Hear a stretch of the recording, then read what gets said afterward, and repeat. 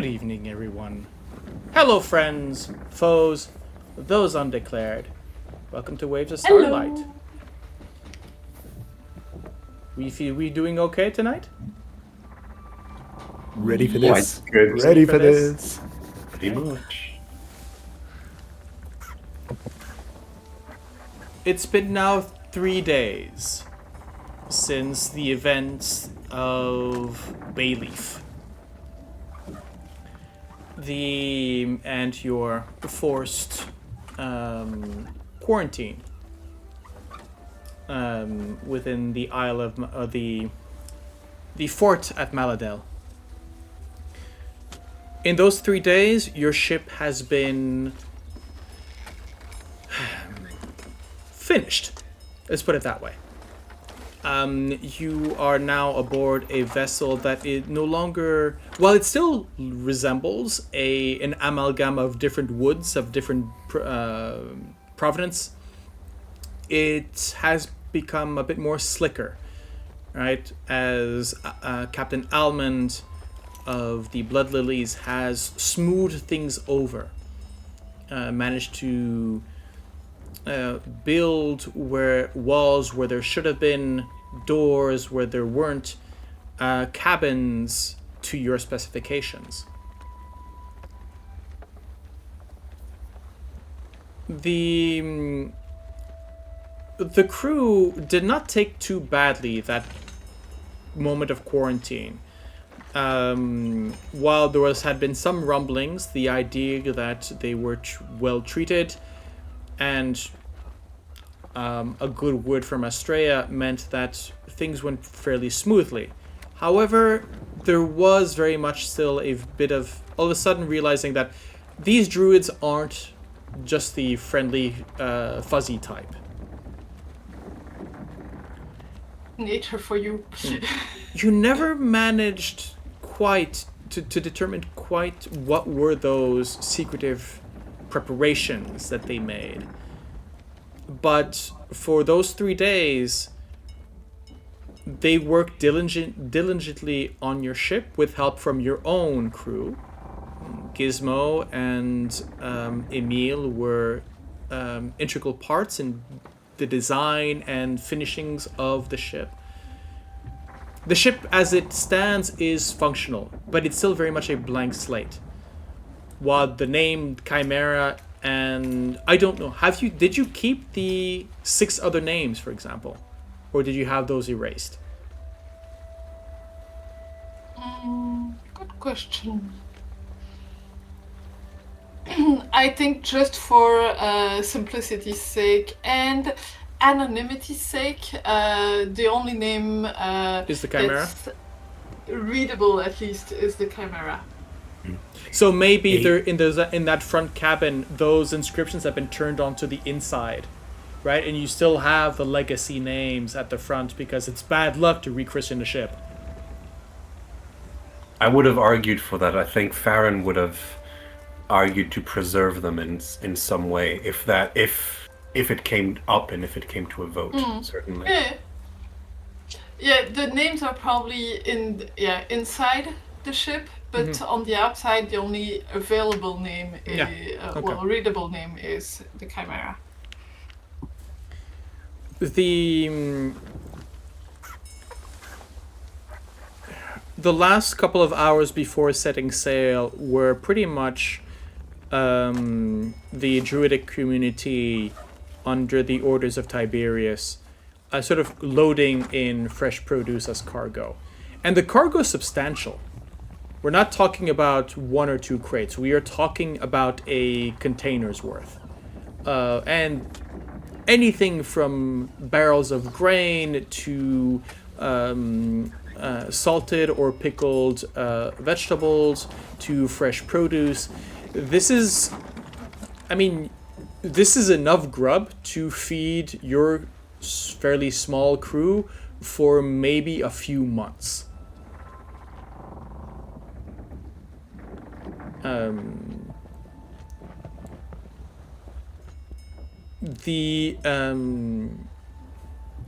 But from what you also understand, it's nothing when you can have when you have with the druidic with druidic magic, you can have, I don't know, a couple of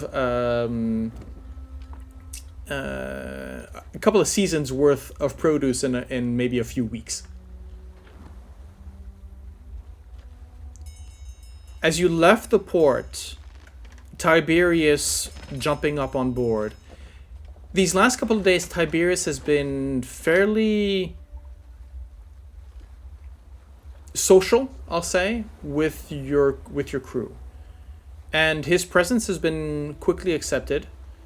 He's a diligent worker. He's able with the sails. He's so definitely, and he's, from what you understand, he's fairly good with a hammer as well.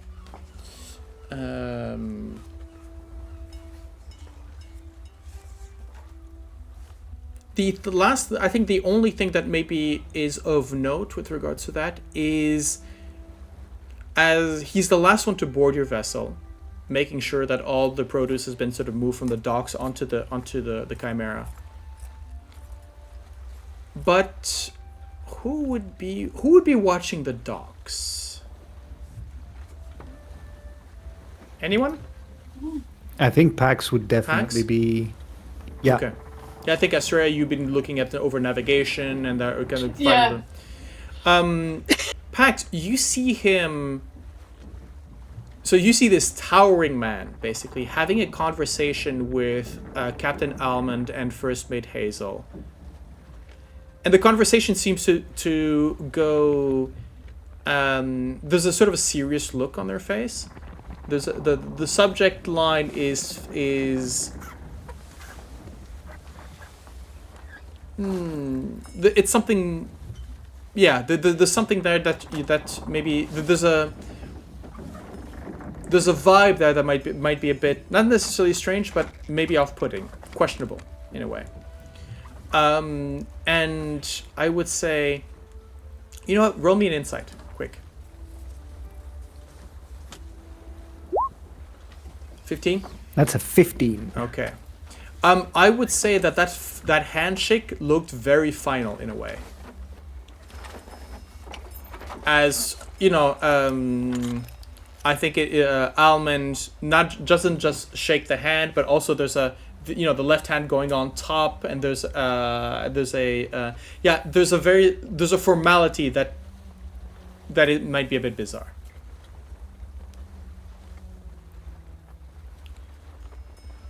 The trip to Fosfior is not that long.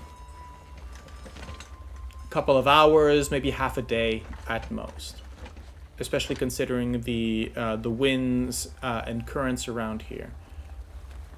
But it's not that simple either. The nature of these islands being these... it's like an iceberg, right? Where these different islands might at some point have been all part of a larger structure beneath, sort of lifting up from the bottom. But on occasion, you'll have rifts and rocks that just lift up to the surface, creating these sort of improvised coral reefs, or just reefs in a sense. And Tiberius has some sense of that, in a way. And whenever you needed any confirmation, well, you just happen to have a frogman on the payroll to just jump in the water and just check if everything's all right.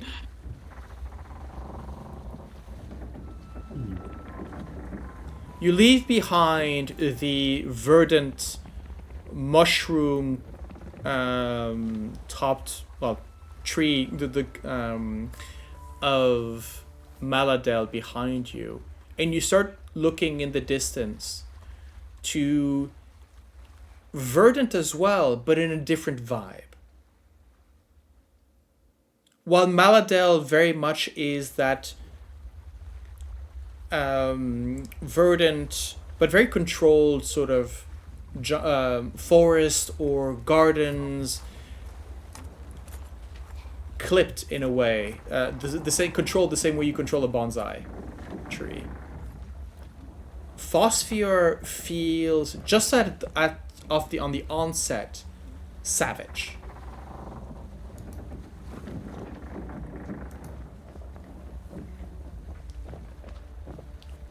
Dark woods, dark jungles are sort of striped with these eerie iridescent, almost like it looks like the entire forest is lit in black light.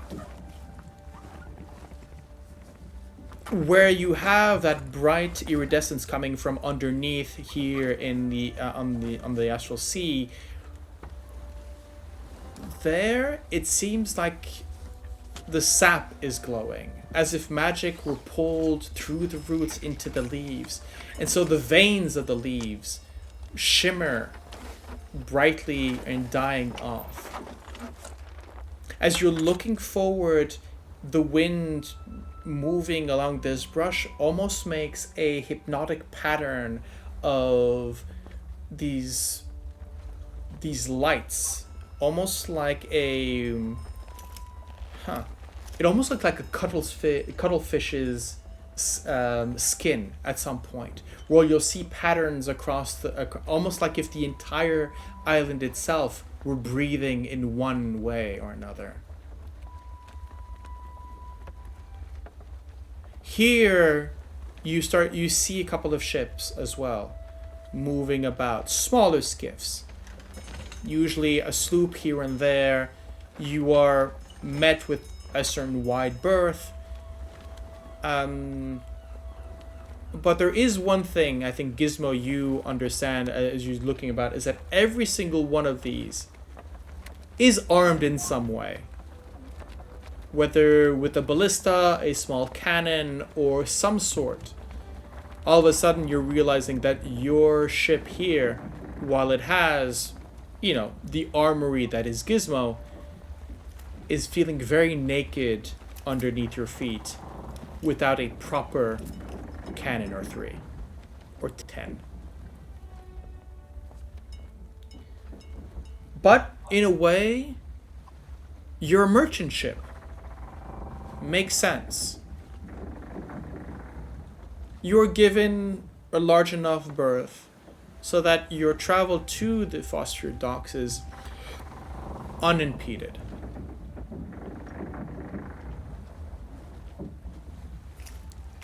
Anything to add to this description, as now you start seeing the docks away, it just beyond, and Astrea, you're maybe 20 minutes away from giving the orders to, docking procedures. Just a quick question: how long did the crossing take? Took about 10 hours. Okay, so yeah, it is a decent sail without being a full day thing. Currents and lanes being what they are, yeah. Some reefs we had to dodge here and there. Just to get an idea, because it's it changes perspectives. I think during the crossing, Astrea would have had a talk with Tiberius, who came with us, to know a little bit more about what their proceedings on Fosfior would include, and how is our job just to carry the produce over, or does he need us on the island as well for the tasks? Captain, Fosfior is a place where it is interesting to know people. It is the wellspring is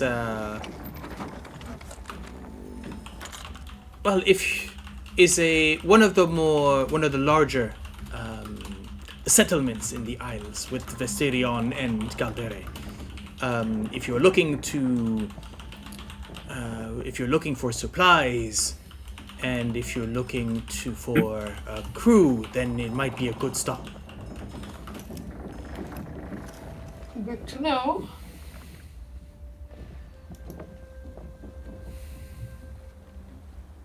And aside, we are still looking for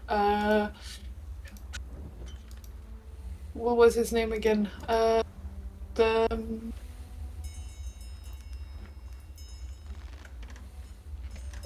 Yes. shit, the one leaving his notes everywhere. That Yes. that spies were after. Yes, as well. You're still looking for Danver. Dander. Yeah. Dander. Dander. What did I say? Denver? Denver. I don't know. Denver. Just one minute. Like dandruff? No. Dandruff. Yeah, Dander. Yes. A little point. Potentially, there is still the mystery of Dander that as to why these people were looking for him. I think a little point during this travel, Pax would be obedient, he would be useful, he would do his job as a first mate, and on the ship he would not generally be unpleasant, but he would be avoiding contact and socializing or pleasantries with Astrea. You wouldn't see him go to her like he has done several times in the past during these last 3 days, and probably the trek on the ship as well, unless called.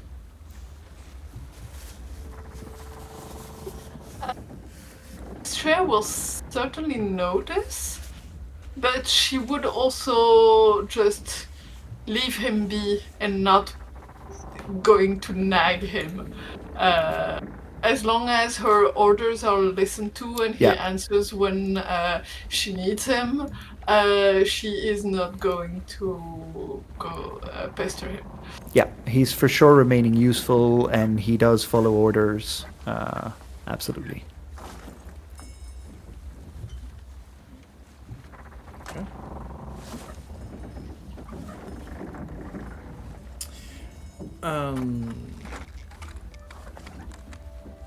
Is there anything else? Any other sort of?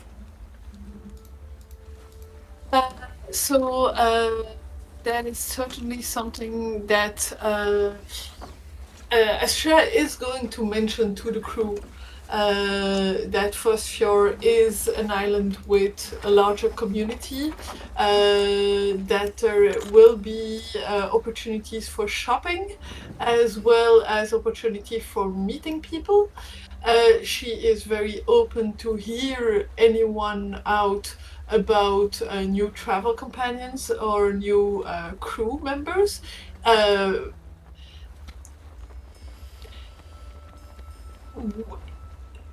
To hear them out, not to immediately accept them on the ship, but to at least hear them out and vet. Interviews anyway. Yeah. Interview persons they would bring back. We'll get to that mechanic when we get to it. Yeah. But so she's basically going to relay that to the crew, saying this is going to be an opportunity, and a reminder: we for now mainly have gold pieces. Be discreet. Keep a buddy system if you're going shopping, because you don't want to be jumped because you have an extraordinary amount of gold on you. And Yeah, so just so you understand, the usual going. So I'll give this now, just so that you have an idea. In addition to, with regards to recruitment, basically it's you come to a tavern that is well stocked with people. Let's put it that way. You roll 2D. You spend an evening or a day basically recruiting. You get 2d6 additional sailors, and you need to pay them. You need to pay every member of your crew 1 gold piece per month. So just so you know, the going rate, the salary, is 1 GP per sailor per month. Now, that's not going to be enough for them to be happy, right? They're going to want Maybe they'll want to capture, maybe they want an additional reward and stuff like that. But that's pretty much it. So, when you guys are running around with 300 in your pockets, that's, a couple of years worth of good living. Yeah. So... But sailing is expensive. Yeah. Astrea won't give orders because everyone's free to their income as they wish, but she's going to insert a little good sense note into the talk. Me, as a player who takes notes, did not note how much gold he got anywhere at any point. So I actually don't know. Did we split anything? Because I just see we had the 500 gold pieces. That's thing. for us to distribute amongst ourselves. Right. There was a... no, here we go. So, the treasure you got was a total of 3,000, replacement as the pearl went to the quest items. You had not decided how much you were going to basically distribute. But if you decided to distribute everything, captain, first mate, with your 3 shares, you get 450. Gunner gets 300. Quartermaster gets 225. And every single crew basically gets 150 each. Yeah, but that's everything gone, and we can't do anything that's to everything recruit gone, right? or... Yeah, absolutely. Knowing that Emil is the first one to basically say his money goes right back to the ship. Right? Emil is very much I'm considering him mostly a barnacle on the ship right now. He's not going to be doing a much land adventure. Just had a vivid image of Emil like clutching to the side of the ship. How'd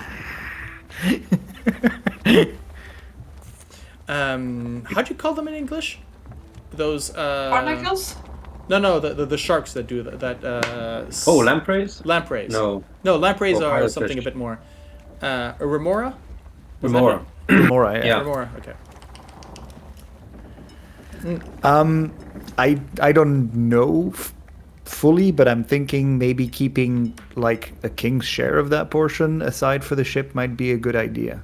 Yeah, I think too. Especially if we want to add a cannon on the ship or something, that's gonna be expensive.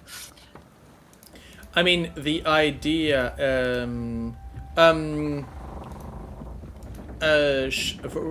Anyway, the breakdown is in the ship management. You do you with regards to that. All the numbers are there. If you want in other distribution, feel free. Pretty sure that we can get by with giving 50 to every one of the crew and so basically them being happy and reducing the officers' shares as well by quite a lot. Yeah, so basically divide everything by 3, and that means that you get you're paying. Well, again, calculations are yours. You've got the abacus. You do you. As long as everything amounts to 3,000 and whatever you had in your pockets at character creation, which I think is 20 gold pieces each, something like that. Right.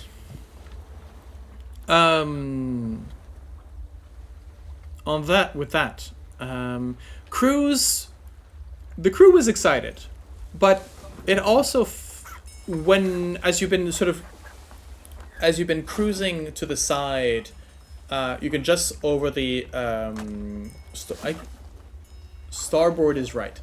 So up to starboard, you can see this dark jungle sort of lined with these. It almost at some points it looks like slow lightning, right? Purple and blue and green lightning sort of moving across the leaves. A lot of them are going. That's not much of a party place.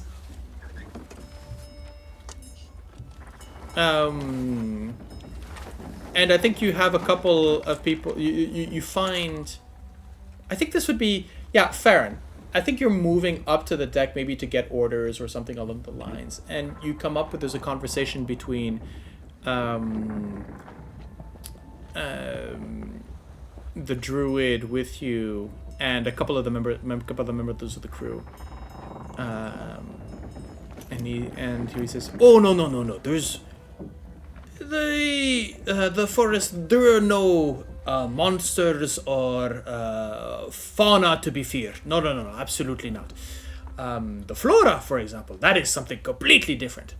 Oh yes. It is.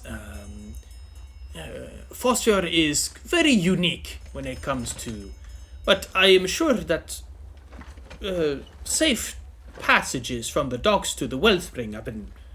There's much passage there, so that should not be a problem."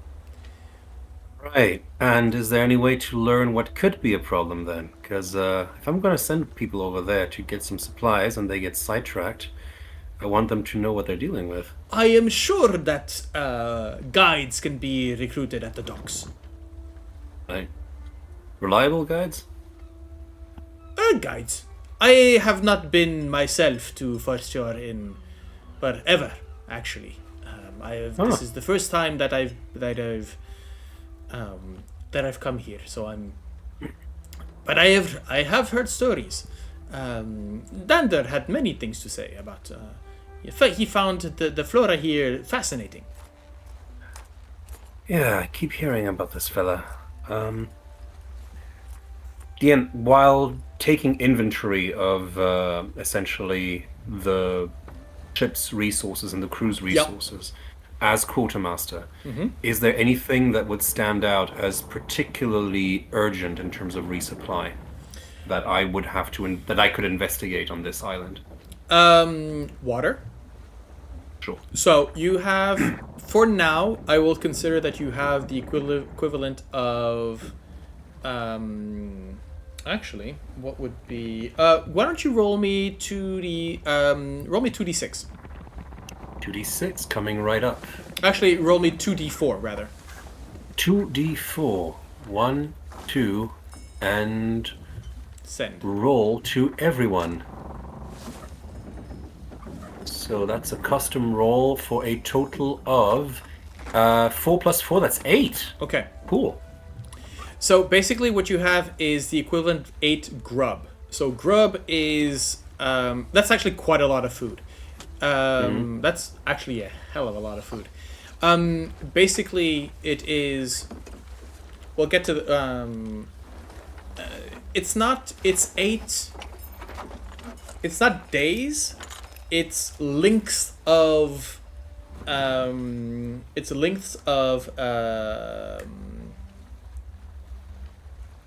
do you say?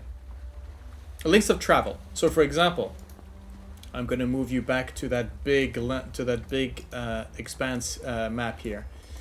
So for example, from Shipgrave Reef to the Isle of Drakes, that's one length. So that's one grub. So technically you have, basically what happened is Almond gave you more than enough for any travels that you might have in the Isle of Drakes for maybe a week or two, plus extra that you could be able to sell off for yourselves. Okay. Right? Considering that you've helped, a lot of this has been the work that you did there and then, plus any additional with rewards with regards to the whole spy situation, that kind of thing. So you have been given some extra food basically that you could. In short, if you have anything more than 4 grub, is safe. So Okay. 4 grub would be. You would be able to move from the Isle of Drakes all the way up to Port Kalo with no problem. Well, hell no. Okay. Right? Including That sounds including delays and spoilage. Would not mean that you would have enough to come back. If everything goes well, you've got the cook, which also reduces usage of grub and that kind of thing. So you've got a good amount of food in your hold right now. Maybe a bit That's too what I like much. to hear. Let's just say you've got. I'm ranting now. To come to this point, you've got enough. You've got the food from the druids for Fosfior Island, and you have your own stock as well. Okay. But what I'm saying is that you might not want to sell it here because the druids are basically going, oh, we're selling 10 worth or 20 worth of grub. Your extra is not going to get a very good price here. Sure. However, keep it for Caldera, that's going to be another stuff. Okay. So given that food is not a priority, I think that I am going to make the rounds. I'm going to say that as we were traveling, I would have listened to the demands of the crew in terms of supply, and I would have thought of anything when it comes to supplying the ship surgeon's supplies. So anything like for emergency medicine, anything in terms of tools. I would have had a conversation probably with Gizmo. Oh, you have when it comes to anything else, you have nothing but what you have in your pockets. Right, so the most healing that you have are Astrea's spells. The most efficient tools that you have are Gizmo, whatever Gizmo managed to dream up from that satchel of his. So it's very much yes, all of that is on the shopping list. By the third person, Farron ran out of parchment. Yeah, pretty much yes, absolutely. At some point, somebody has now. We're realizing, oh, we don't have enough ink and paper. I do have this tattoo, however, kit. So somebody's gonna become a checklist. Let's hold off on Pax, that. For you now. shed your skin, right? No, I think that essentially taking inventory is going to be important, and also just for ships, for the sake of morale, I think there's an awareness that a measure of comfort, kind of like some hammocks, some measure of privacy, and some measure of hygiene, kind of like I mean, hammocks are easily made with rope, and that you had so let's say the basic comforts for everybody is done. Okay. And privacy aboard the ship, you've never saved, have you? So you've got cabins, but mostly everybody's in that one room in the shared space. Yeah. A sailor's life. Indeed. Yo. Beyond that, the one other thing that Farron would have tried to keep doing, especially given his current sulk, is to keep up the sparring sessions with Pax. Not pushing, but with the past 10 hours, you wouldn't have had much time for that. Fair enough. Because it's very much you're putting the ship into its paces, right? What you were sailing before was kind of a hodgepodge mess. Here, it's a new ship that doesn't really know itself well enough. It's a toddler learning to walk, and you are learning to walk with it. So it's very much, your attention is going to be very much, and for everybody's, right? For the last 10 hours have been fairly intense as people have been running. I think Astrea and Pact, you have been running your crew ragged. Going from here and there. Not to mention that you were under the number of the official number for the skeleton crew. You are currently 13 out of a minimum of 16. So hasn't been much time for leisure here. I do just want to ask real quick, would Farron have asked? Because I find that... I'm curious, would Farron have asked at all, or not? Why you are in a sulk? No. If Pax wanted to spar.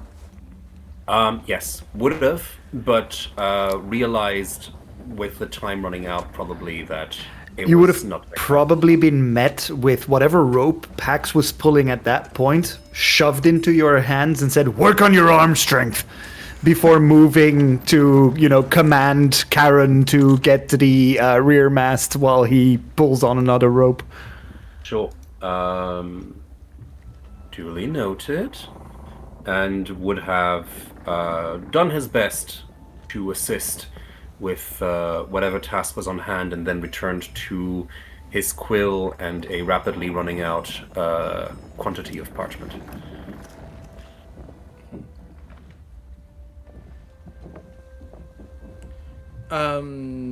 By the way, Farron, you learn as you're trying to look for a quill or whatnot, and you start realizing that while the pen is mightier than the sword, it also makes it can also technically count as a dart or a weapon, which means that I am going to allow you to basically add a quill to whatever weapon you invoke. Right? It basically Sure. it shows up as this sort of glassy kind of quill or pen in your hand. Ink must be provided. I think I know exactly the kind of. Yeah, exactly. There you go. That's the one. Nice. Gizmo, anything that you do during this little traversée? Oh yes. Oh yes. So we still had the plan of forging a copy of the pearl, right? Would I be able to find anything useful, any component that can No. help me towards that? No, nothing. But I think that you know what? Make me a tools check using intelligence. Tools check tinkers, right? Yeah. You should have at the bottom of your character sheet should have had just tools and intelligence. Okay. That's gonna be at 13. 13. Not bad. I think that you have some ideas how to replicate it. As you've been pretty much just been examining it, right? Taking its measurements, trying to determine how much glow it has, that kind of thing. How to make a copy, basically. So yeah, you've been studying the pearl, but you do not have the elements that on hand to sort of reproduce it as is. No. So I could have a plan, but I'm missing the physical. Yeah, I would say you're starting to work on the blueprints of a fake pearl. Yeah. Okay.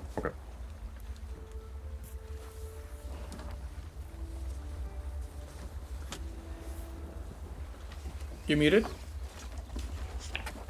No. I can imagine Gizmo being there studying the pearl, and then Astrea entering her cabin, going like, "That's where you were. We need you on deck. We don't have enough hands as is," and then sending you to help.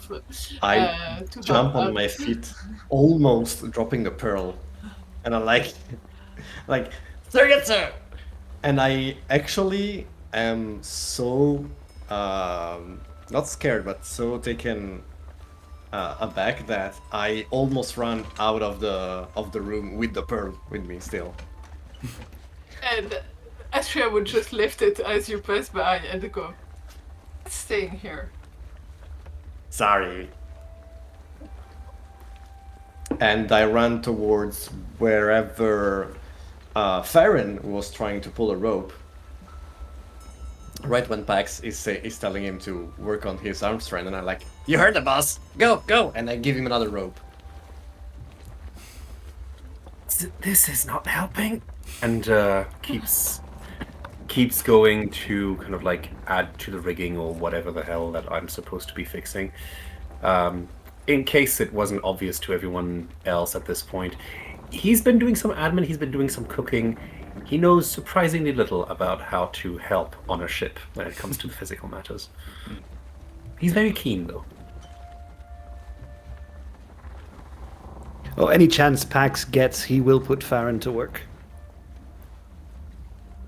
Okay. Would Farron get the impression that this is a matter of pull your weight, or would he get the impression that there's something personal there beyond just training? Just because I'm a lizard, can I ask you to make an insight check? Yes. Sorry, generic. Taking control No 2 worries. seconds. No worries. I get it. All GM table and all. Let's go. And yes, that's about right. 5. That's a 5. In the eternal words of Matthew Mercer, hard to read.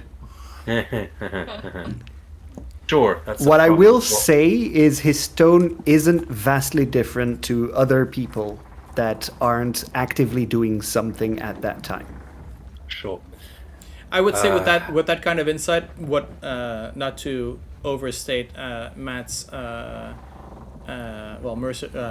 Mercer's way of doing things, I would say you get no additional information to sway what you might imagine there. Sure. So if Farron decides that this is because Pax is mad at him, there is no additional information to dissuade or persuade you in any way. Right. Okay. Well, that's a problem for tomorrow's Farron.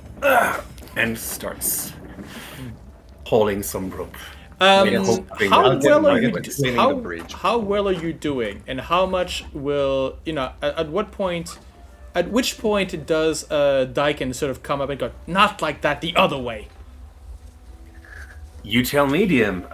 Is that a what kind of check would Farron have to Make me an succeed intelligence check. on? Intelligence. That's not too bad. It's not too bad. I technically would be I would actually go athletics, but using intelligence. Athletics. Okay. Are you okay, proficient I in can work. athletics? I am not proficient. in Okay, so athletics. you just roll intellect. What do we have here? That's a double. That's a Okay. 15. Okay. Okay, It's a 15. you're not gonna get you're not gonna get a lot of compliments because you're doing what is asked of you in a way, but you do not get the second-hand "give me that" right from others. So Sure. Okay. I can do with competent work. it's Yeah, almost I'm- like these sailors are trained and peculiar about how you put up rope on their ship. Fair enough. No, I think Farron is going to, given the below skeleton state of the crew, do his part. Yeah. But you at don't some have a point- choice. Yeah. But with half his mind always on the growing list of supplies and adjustments that need to be taken care of. And I think Gizmo, on your end, you spend most of the time underneath, right? Trying to make sure that everything is that the ship is watertight, right? Yes. Making sure that the planks are moving well together and that kind of thing. Emil, But in the meantime, I would like to also, with a pencil or something, already design the spots where all the cannons will go. I'll be doing that very sneakily. No, I think that is been. That's already been installed, right? You can see okay. the openings on the sides. Though The I think We don't awnings have are to there. readapt the ship. Okay. actually I would not imagine that this ship is high enough to have enough decks to actually have the cannons. I think the cannons would be on the Only on the main deck. on the main deck, yeah. Right. Because I okay, believe okay. you have what 5. I mean, if I remember correctly, you've got 5. Let's see, characters, the Chimera. Technically, you have 5 port and 5 starboard slots for weaponry, so that's quite a bit. So maybe you do have. Could be three in deck, 3 on deck, 2 on deck and 3 below Yeah, decks. yeah, I think that would be Is a it, typical setup. yeah. Yes. So yes, all that has been set up. The ship has been built to your specifications. I'm pretty sure you would not have let Almond leave without going, cannon go here. Yeah, fair enough. Okay, in that case, yes, I'll just be sure that no. But they're feeling waters very. But get I in. agree, they're feeling very empty at this time. We'll work on that. To be fair to the whole crew and to the missing crew members, the missing crew people, Astrea is even pulling her weight, so she's actively seen helping the maneuvers as well. Yeah. When needed. I mean, all of you have been at some point, whatever. Well, no, I won't say that because not all of you have at some point been your basic sailor because that's not necessarily the Gizmo? case. Gizmo's still very, very much learning. I think at some point Gizmo, yeah, the fact that you have an important job and that you're good at means that all the menial work is pretty much dumped on Farron rather than you. One small detail that Pax would do in that state as well, something that he's used to doing on the Triumph with a lot of rotation and new crew coming in. He pairs people up from different ships. Okay. Yeah, so it's not going to be Karen and Isin pulling one rope. No, it's going to be Karen and Pebblebrook. Yeah. And Jork is going to be with Isin, and Duncan are going to be separated. No, they have no relation. But they're from the same ship. They're going to be separated. Yeah, same last name, no relation.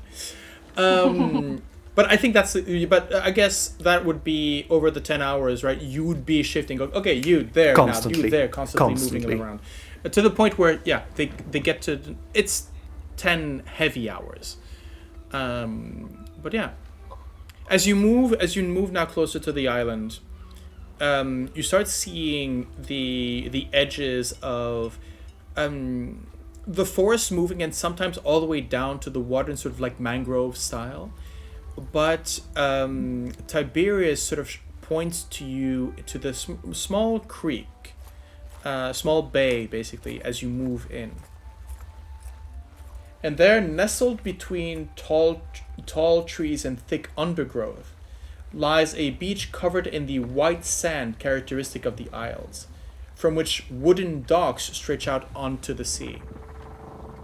6 wooden buildings on stilts reach out up above you, towering up into the sky, lit from within by blue lights.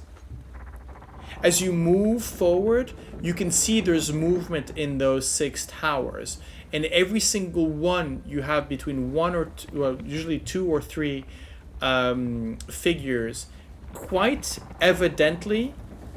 Usually you can see that they're harnessed to the tower, and they are all with bows and arrows, and every single one of them is knocked as you move in.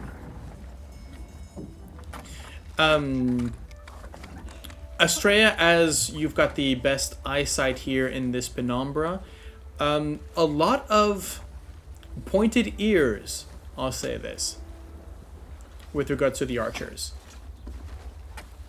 And they are not afraid of pretty much almost be dangling on the side of these buildings to get a good firing shot off of you.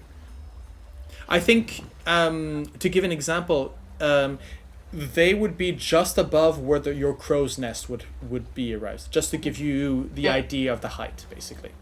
Mm-hmm. That's the point where Astrea goes, hoist the sails and let's slow down, and if there's any form of passcode or whatever, call Tiberius in, because I don't want any damage to my crew. Good, no worries, Captain. Looking at what we have here, it's not. You are not the ship is not a threat. Besides, right. I believe we have our waiting. We are awaited.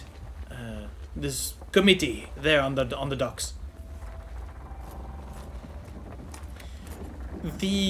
As soon as you get to the docks themselves, and you can see again beyond, sort of waiting there, arms crossed, alone on the docks, is a green-skinned or green-scaled dragonborn. Sort of just waiting almost impatiently for you to dock.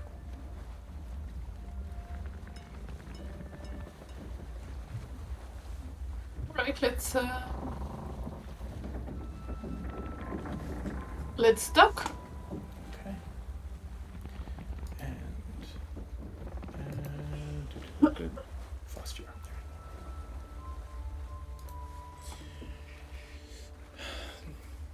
As you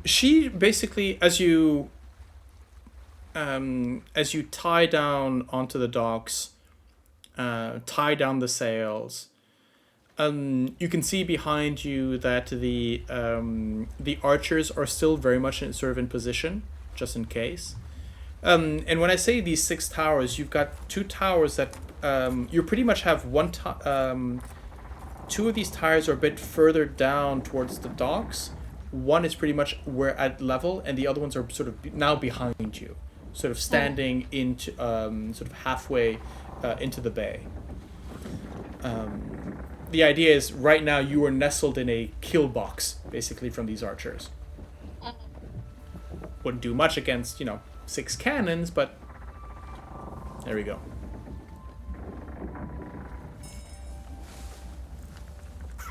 As you tie off, Dragonborn hasn't moved. So just waiting for you to sort of step off the ship.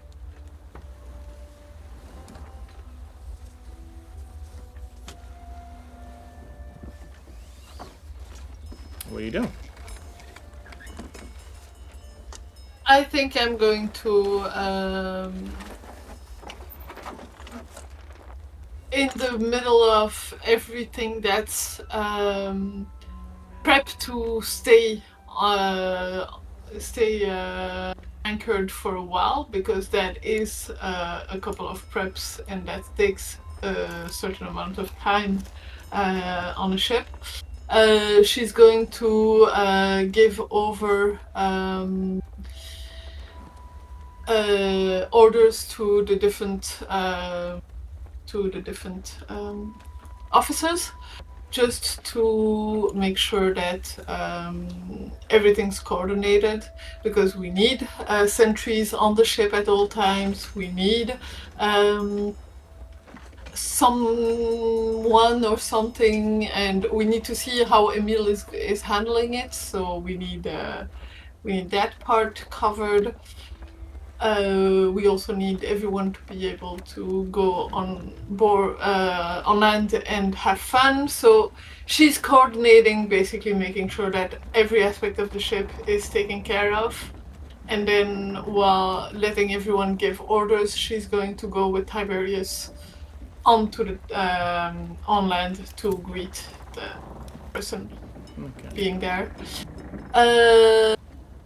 Trusting in her crew. So, first mate, you've been distant for the last few days, so she's not going to insist for you to come. She's going to leave you in charge of the ship right now. However, I am going to grab Farron as escort while I get off the ship. Okay. Captain? Coming right up. Tiberius sort of follows. One moment, Captain. And basically hauls. Basically goes back and sort of into the hold. Basically brings out 2 sort of. They would be large crates. For him, is just one on one shoulder, the another on the sort of underarm. As he moves. A proof of concept, basically, to sort of tell them what we are here for. Okay. She's gonna is he coming with us or not? I mean, it's he seems to be thinking about joining you, at least in the first moment. Okay.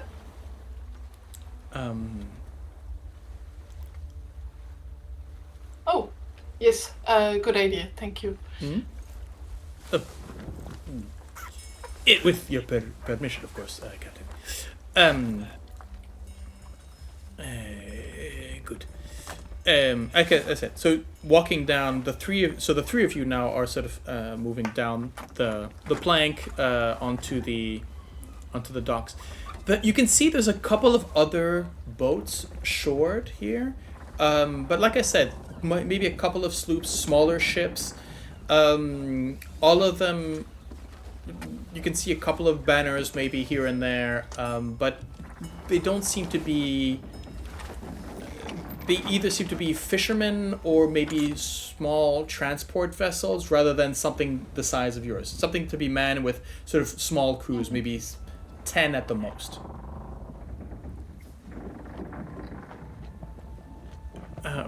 As you sort of step off onto the docks, the Dragonborn approaching sort of grins widely, showing off numerous sharp teeth.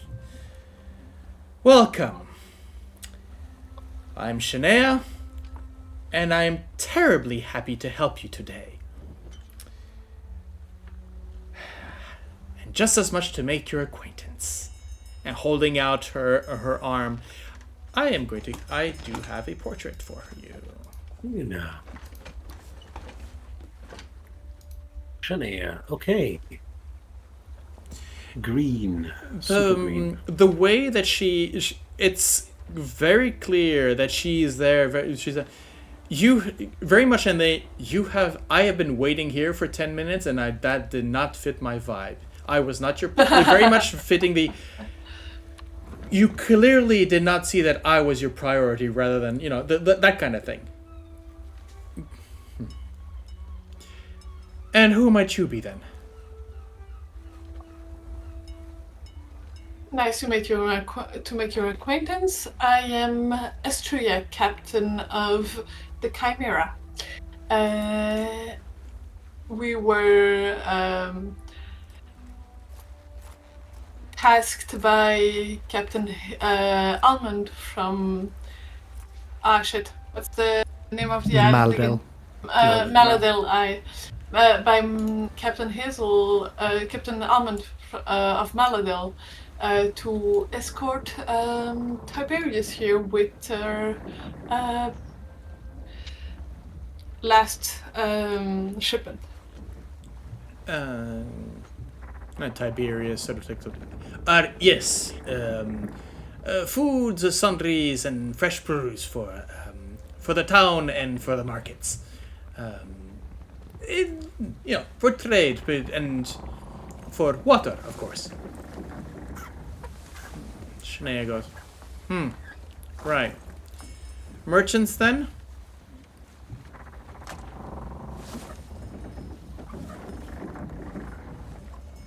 Indeed. Yeah. Well, I guess that's fine. Well, if you want to get to the town, just follow the river and should be find it fairly easily. Just keep to the riverbank. Anything else that you would need?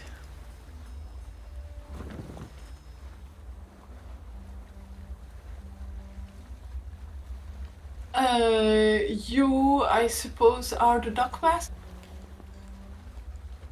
Yes. I guess that would be my title, yes? I am indeed in charge of welcoming newcomers to the Fosfior docks. Well, if there are any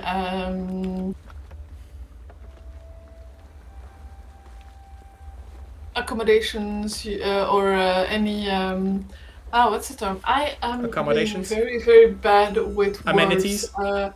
No. Administrative. Oh yes, of course. I will be sure to inscribe you into our ledgers. It will just take a small administrative fee. That's what I expected. She sort of looks over you. Sort of looks to them. I think 100 gold would be enough. You think 100 gold would be enough as docking fees? Well, that seems technically extravagant. We are technically watching over your ship and making sure that nothing happens to it. Sort of gesturing gesturing towards the archers in the. You want to make me an insight check? Yeah, because I know. Well, knowing the salary of a sailor, I feel like 100 gold is like racket money. Definitely. Is there a way that I can provide the help action to my dear captain? Yeah, absolutely. Do so with advantage. Insight, right? Insight with advantage. Yeah, I think there's a moment where I discreetly exchange like a look with my captain. And okay, that's a nat 20. Nice. Of course it is. Very good. The way she appraised your ship and you, she's never seen you before. The ship looks fairly new. She's definitely taking you off as rubs, right? The idea that she's not trying to be intimidating, but she knows that she is, or at least she's confident that she is. Yeah. So this is kind of a shakedown. However, it doesn't feel like it's not at gunpoint, but the gun's in the pocket. Does that make sense? Yeah.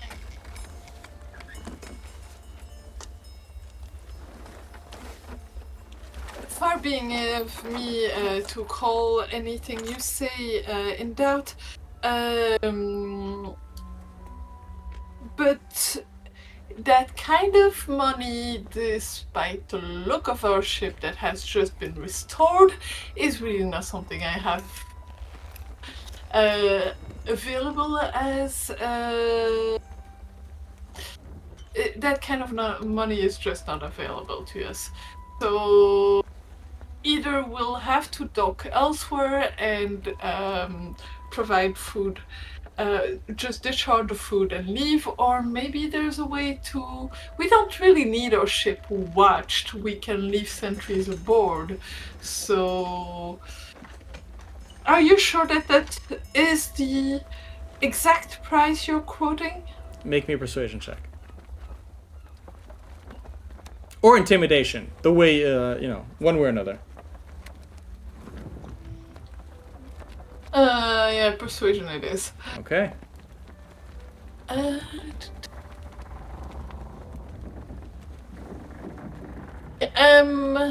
think going to use my heroic inspiration on that roll, though.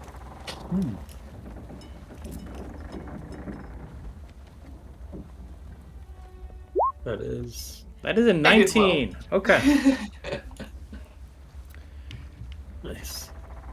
I think that at some point it's very much you sort of, she's standing with the hip out.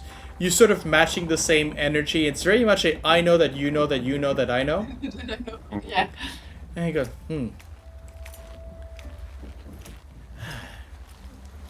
Well, if you're not going to be needing the extra security and round-the-clock surveillance, well, I can definitely bring it down to 50. Just to make sure, it's for the amenities and all of that. And seems much more reasonable. Thank you. Well, that is definitely something that we can... We're not still getting ripped up at 50, right? It is for a full Well, ship. I mean, not all pirates are on ships. Fair enough. Plus, when you're looking around, you're pretty sure that Fosfior does not have any other any docking places. Actually, no, you're pretty sure. You've been told that there are the Fosfior docks, and you can try and dock it anywhere else on the island.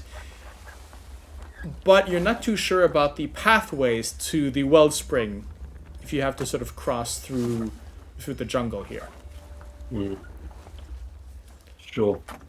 Okay, if you wish, you can mark off that 50 from somewhere. Yep. Well, that's... Or you know what? Just put it in the ship management. 50 for docking, 50 for Fosfior docking fees.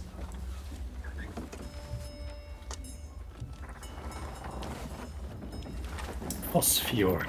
Try say that 3 times fast. Oh, no, what you need is Fosfior fees, and that's, Fosfior docking fees. Fosfior docking fees. Fosfior docking fees. Yeah. Yep. So yeah, that's noted. Okay, very well. As you as soon as you sort of pay the coins clicking in her hand goes to their pouch, and her attitude doesn't really change, but she just looks to you, to the crates, and goes, well, if you're going to be heading inland, like I said, just follow the river and you'll get to the town sure enough. Just be wary of the flora. Everything. So we've been told. It's chaotic. Mind your magic. Interesting. Good to know. We've heard rumors of local guides. Anyone reliable you can recommend, or less reliable you recommend we avoid?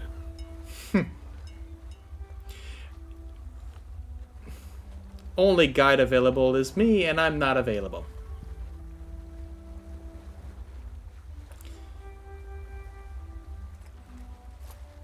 Well, But if you when you get to the town, just know that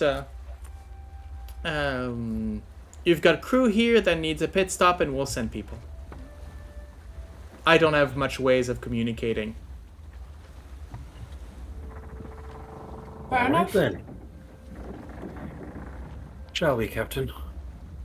Is she on her own, or does she have a sort of crew that's kind of milling around? Like, So there's dockers about maybe a dozen people around, but most of them are up on the towers. Yeah. Okay. And to be honest, actually, you do not see anyone else that does not seem to be either protecting, sort of, knocked arrow, ready, waiting for a signal that has not come yet from her.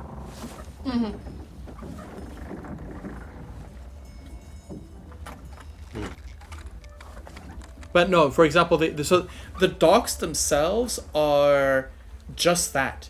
It is just the docks. There's no infrastructure behind. There's no port. There's nothing.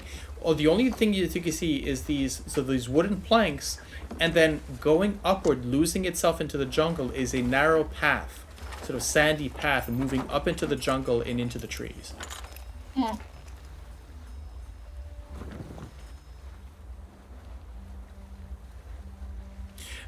And I would actually say you can see it on the map, right? So you have the small bay which sort of closes up. You are pretty much just right here on the edge of it, right?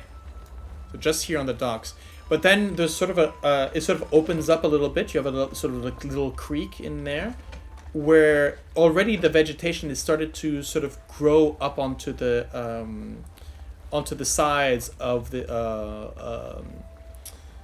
Your DM, I think you forgot us on the main map. Oh, I forgot you on the main map. I will move you onto. You've left this us one. behind. There we go. Voila. Thank you. Here we go. Yeah, so you're very much right here where the red dot is. And actually, they put the town way too close. It's much higher up. But anyways, doesn't matter. Basically, you have sort of this wider basin, which is sort of turned into almost a mangrove, where again, and the water that seems to move down from it seems to be silty, right? And you'll and I think that's where you kind of see there is a camp there, empty for now, but where they've been, you can see sort of there's a brick manufacturing area where they would maybe gather the silt, gather the clay, and sort of shape it. So you can see a couple of kilns there. You see yeah, and you are told just the path is beyond that assembly line, and just keep to the river. So DM, to clarify, where we have those mangroves and you see the silty water, that's actual water, not ether, that is mixing kind of like with the ether. That is actually, yes, actually it is water. So no, you're correct, which means that pool where you have the ether and the water sort of mixing would be fairly dense fog. As all that water sort of is constantly evaporating. No, you're completely right. Thank you for reminding me. So yes, not only are you entering into jungle, but you're entering into foggy jungle. Oh, Yeah, that's not a problem at all. Okay then.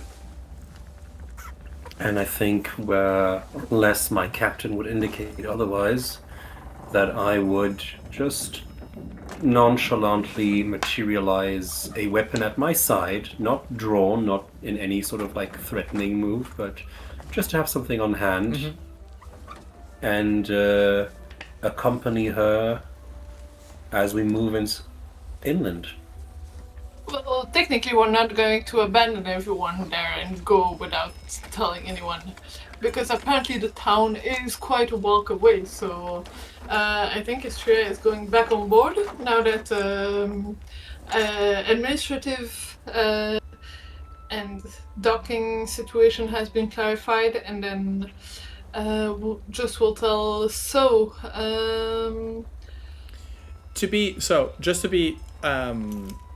just to move on, I'm not going to have your whole crew move along with you. The idea is very much Star Trek rules, as in the 4 of you will, 5 of you with Tiberius will sort of be moving along. Once you get to the town, they will be able to send guides to rally you backwards and forwards. Basically, that's the idea. Maybe it doesn't really make sense for sort of in reality, but that's how the adventure goes. I apologize. Sometimes you just have to bite the railroad track. We don't play these games for reality. Says you. So let's grab the whole crew, what we need, and we'll be off. Leaving good old Pebblebrook in charge of the whole thing. Definitely. Usual. As we leave, the usual phrase has already become, Pebblebrook, you have the ship!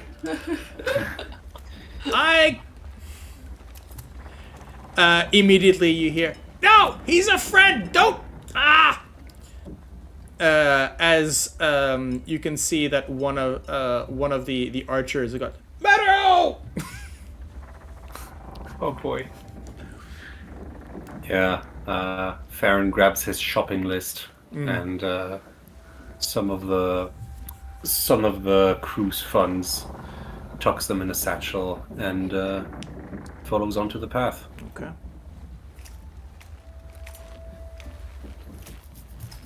The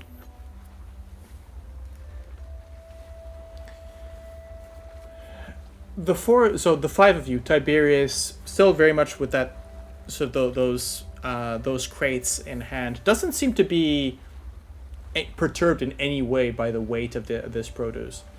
Sort of closing the march maybe behind you. You walk into the jungle, and let's move to.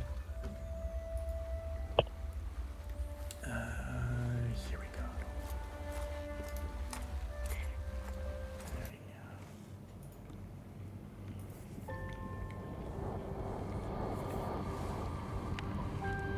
As you move down the path, it's a sandy path. It looks to be fairly well, at least this part of it. It seems to be fairly well traveled.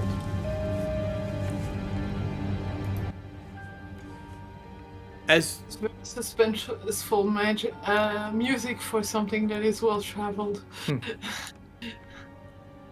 The thing is, here, as you move under the canopy, the atmosphere changes completely. Gone is the illuminating surface of the ether. Gone is the illumination from the other islands. Here, the illumination is from the plants themselves. As you will have, as I mentioned previously, the veins along the leaves or the glowing sap from the trees. The occasional spore sort of floating by almost like a fairy light. All of this is dim light. So Pax, you can kind of see. But it's still just sort of walking along very much in twilight right now.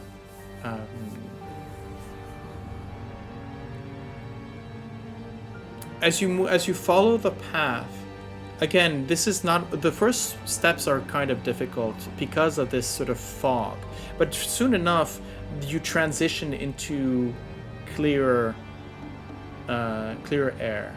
Still that dense jungle around you. And then you start seeing the trail sort of not die off, but it seems to move backwards and forwards, sort of split. You can still hear the bubbling water to your left, but you can also see that there are two paths sort of separating from here, this crossroad here. One to the left, one to the front, and one to the right. Is there any particular way that you wish to go? And I'm guessing we didn't hear any instructions back when we left as You to which did. path to. We did, but Pax wasn't there to hear it, so Pax doesn't know. It's basically follow the river. Mm-hmm.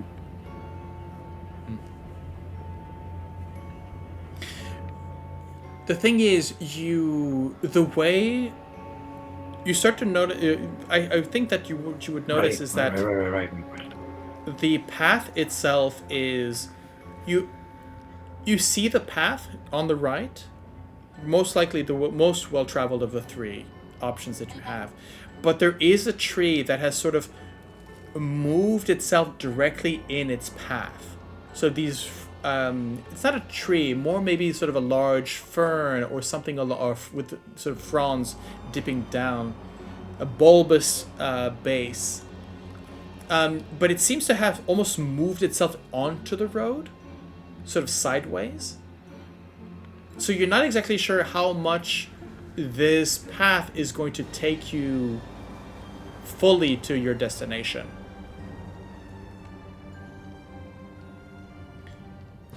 But you follow it through, again, keeping that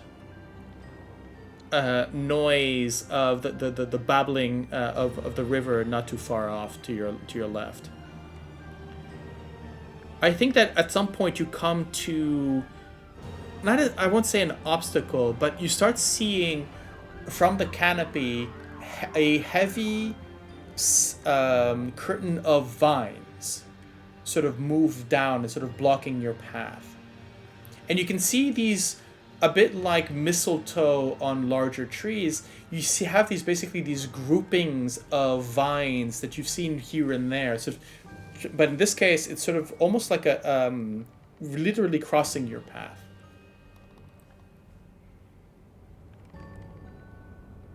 Okay.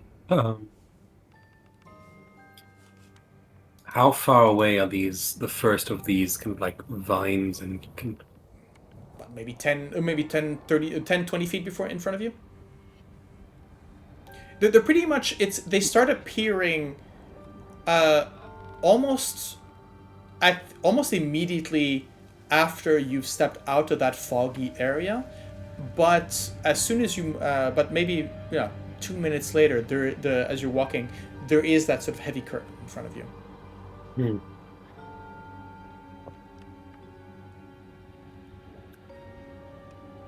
I think as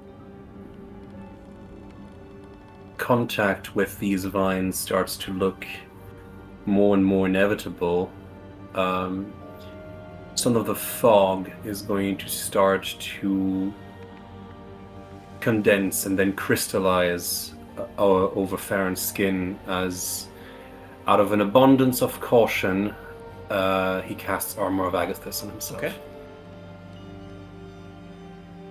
And your permission, Captain, I might want to take the lead. If anything happens, at least we'll know very quickly, and well, those plants might get to bite off more than they can chew. And I really hope they can't chew. When Pax looks up, following the trail of the vines upwards, does it just disappear up in canopy and leaves? Pretty or much. Can he see the... Okay. Yeah, a lot of these vines seem to have the vines don't necessarily seem to some of them seem to be like mistletoe, seem to be almost parasiting the tree rather than just they're not climbing up the tree and climbing down the they seem to be sort of attached to either the tree trunks moving along and then sort of dangling down. Yeah.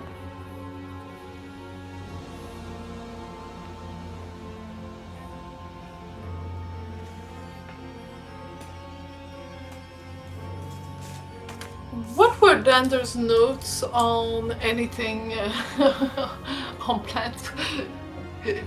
I don't think we had anything on those. I'm pretty sure we did, because we had Viper Vine, guys. Don't forget.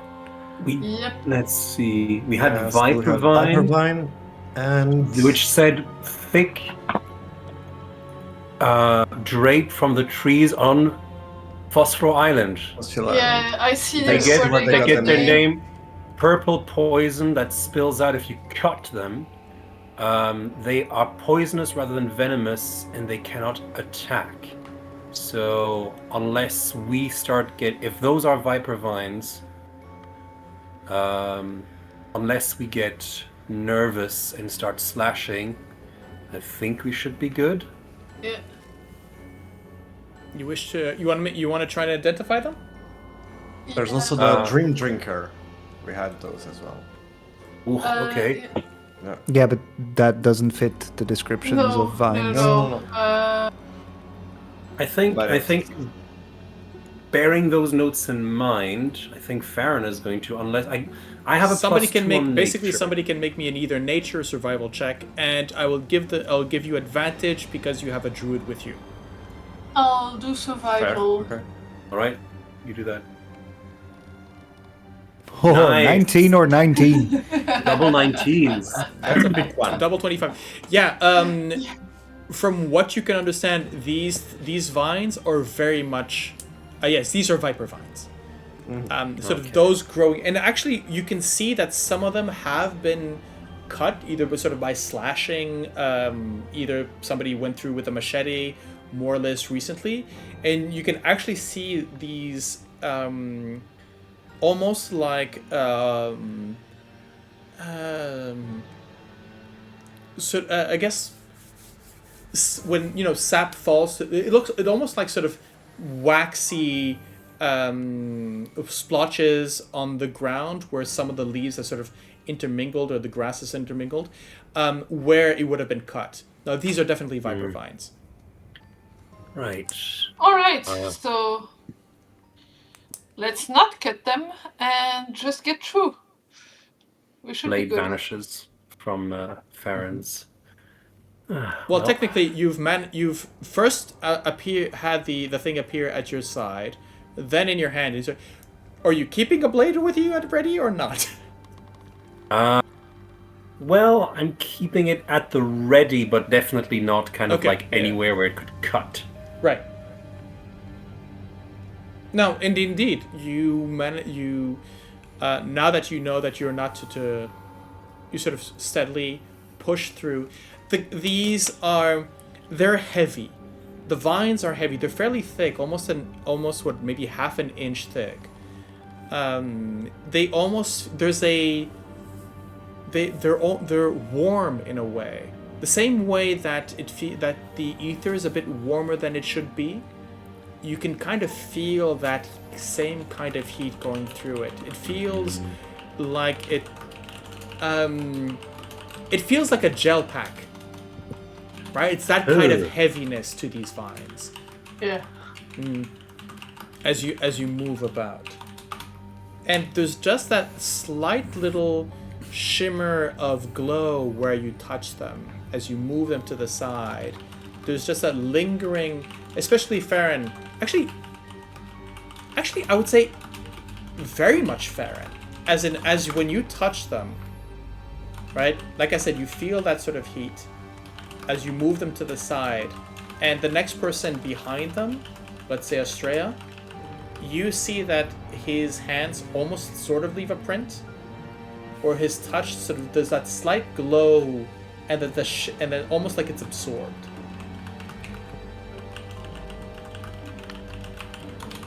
Yeah. Okay. Creepy plants and creepy jungle.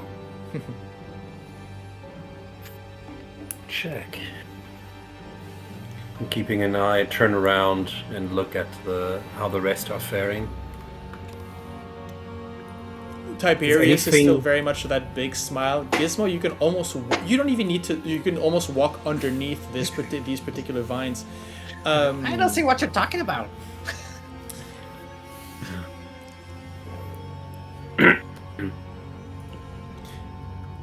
There's a mild shiver from Farron as the armor is a little bit cold, and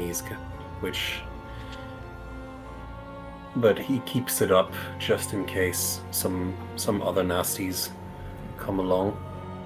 As you move one by one through this sort of thick, this grouping of vines, the camera stays back just until Tiberius's heavy form sort of moves through.